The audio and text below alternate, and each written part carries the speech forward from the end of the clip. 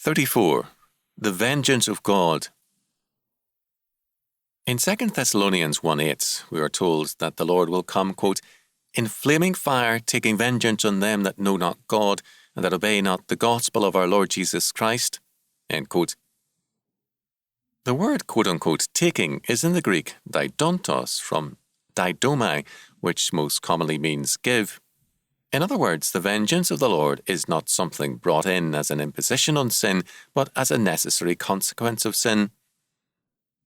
This same thought also appears plainly in Deuteronomy 28:2 and 15. We are told that faithfulness leads to inescapable blessings which come upon us and overtake us.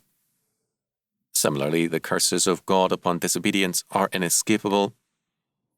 All these curses shall come upon thee and overtake thee. We can say that just as jumping off a tall cliff will kill us when we reach the end of our fast journey, so too sin is a trip that yields disaster. That built-in disaster, now and at the end of time, is the judgment of the Lord. If we jump off a high cliff, the end result is inescapable. So too is all sinning. The wages it pays is death. Romans 6:23. This is true of men and also of nations.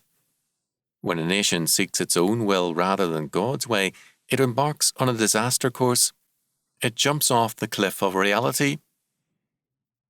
Men and nations are today racing for that cliff in their lawlessness and blindness. They refuse to believe in God's inescapable judgment. If they talk about God at all, it is only of His love. God's love and grace are very real, but so too is His judgment.